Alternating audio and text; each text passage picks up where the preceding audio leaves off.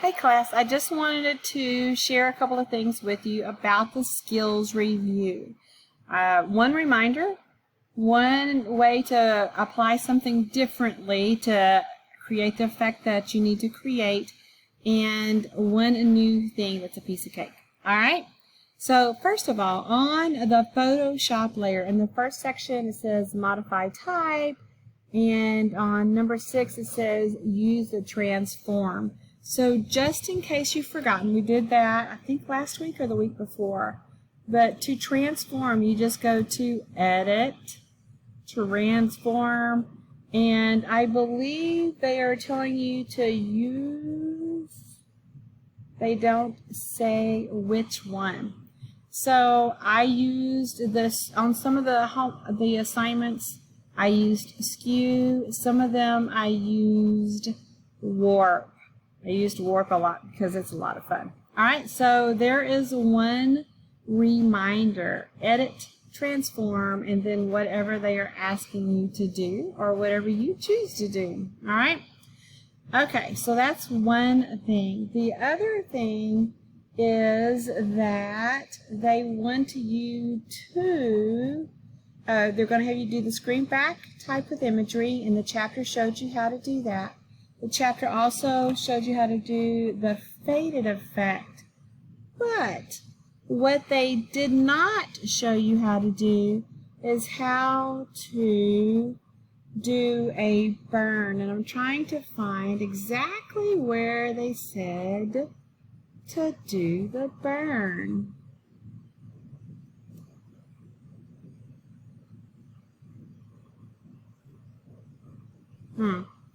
Okay, well, trust me, in here somewhere they tell you to do a burn. I think it's towards the bottom.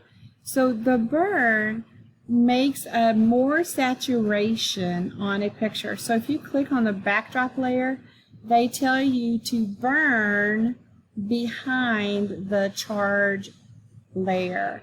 So the burn tool or the sponge, they tell you to use the sponge.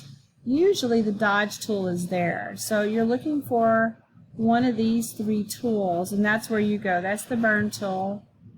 The sponge tool is what you need. Okay, the sponge tool. Now you have to come up here and make sure that it says saturate, because they want you to saturate it more, which means that it's going to make the colors stand out a little better on that section so that the word charge shows up better. Okay, so because the word charge is not showing up well. Okay, but to achieve this effect, I probably would have used the burn tool, but okay, but they're telling you sponge. So use the sponge tool and make sure it's on saturate, not desaturate. Alright, now the other thing, they want you to create an effect where it looks like this circle is going through the center of that O. So it needs to go over the T and through the center of the O. So all you're doing is using an eraser, which you know how to do. But it's a cool effect that unless somebody has said, hey, this is how you can do it, and honestly, there's a million ways to do it. All right, this is just, to me, the easiest way. And if you do it a different way, that's okay. All right, it's not going to hurt my feelings at all. So notice this hoop isn't a layer all by itself. So what I did to get the effect, I copied the layer.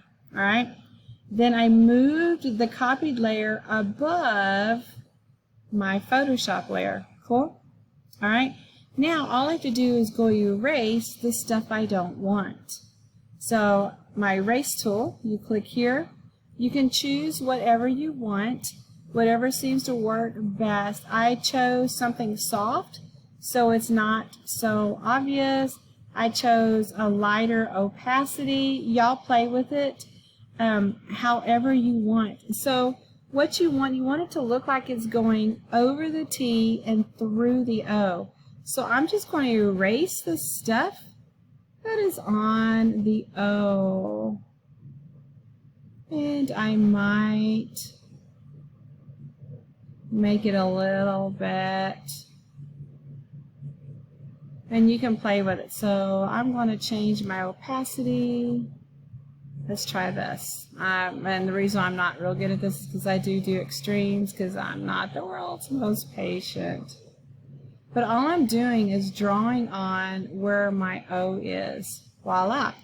And now it looks like that ring goes through the center over and into that O. And if you look what was actually done, let me hide the hoop layer here. And let me hide this. I'm trying to get to where all you can see is this hoop. So, voila.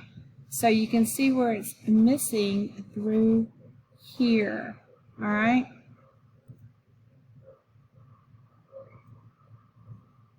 Cool. All right. So that was a piece of cake. All I did was use an eraser and a copy.